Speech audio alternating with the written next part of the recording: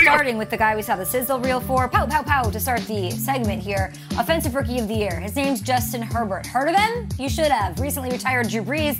How about that? He was out at Chargers minicamp this week, hanging out, kissing babies, shaking hands, the whole nine. Here's what the future Hall of Famer had to say about LA's young quarterback. There's no doubt his physical tools are as good as anybody I've ever seen.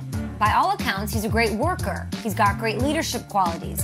He's got a lot of intangibles, so I think the sky's the limit for a guy like him. Brees, all in on the Chargers quarterback.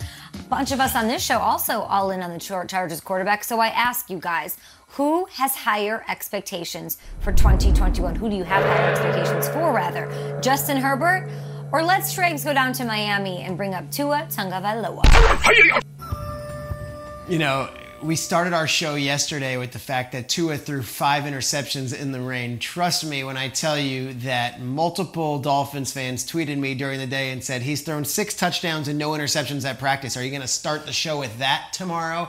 I think expectations-wise, this might sound crazy considering how good Herbert was.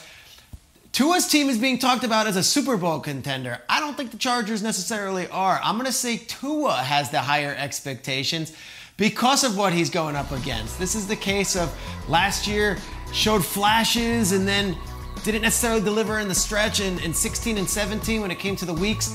Now it's his team, and I think the Dolphins are built to win now.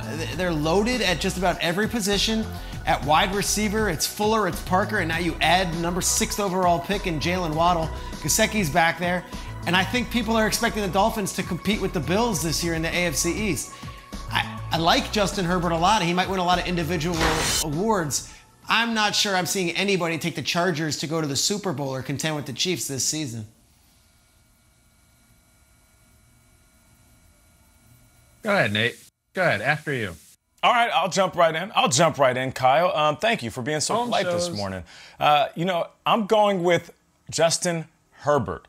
100%. Now, this isn't a knock towards Tua. It's just for the simple fact that even though Justin Herbert wasn't perfect, he had moments last year where, just like we heard in that clip when we were coming out of the commercial break, and it's Justin Herbert makes the defense defend every blade of grass, which is true because he can make every throw. He can push the ball downfield. He is a risk taker.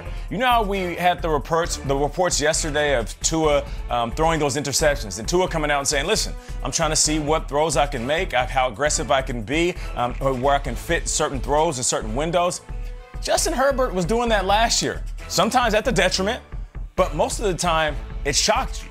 It left you with your jaw dropped to the ground because of his skill set. And just off of pure numbers alone, my dude went out there and broke the rookie record.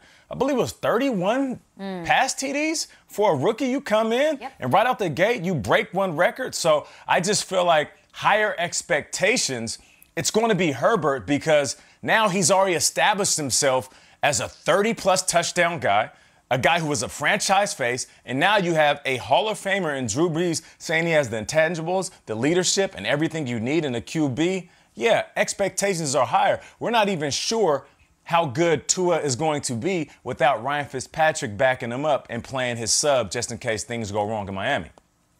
That 26-second pause we had on the show, that was longer than it took for Herbert to get elevated to Hall of Fame status after a 7-9 season. People love Herbert. I've never seen it before. Like, people are like, this guy's Joe Montana. I thought he looked pretty good. He was impressive, but I think the answer here is definitively Herbert. We're Tua, we're like, does he have it? Can he last in this league? Herbert's like, is he going to be on the Madden cover next year? This is out of control. I don't know if you guys know this. You know, at SoFi Stadium where they play, they've got that lake outside the stadium. Herbert parks and then walks across that to get into the stadium. It's crazy. I saw a video of it. It's Justin Herbert by far. It's all the conversation is, can he compete with Mahomes for the next 10 years? Again, one season, one very pedestrianly impressive 7-9 season. And now it's like God's gift. So I like him. I root for him. I just think that the hype meter on Herbert is way high. And I think that's why he's the answer to this question. And they're both facing different kinds of pressure, those two. At GMFB with your thoughts on this Throwdown Thursday.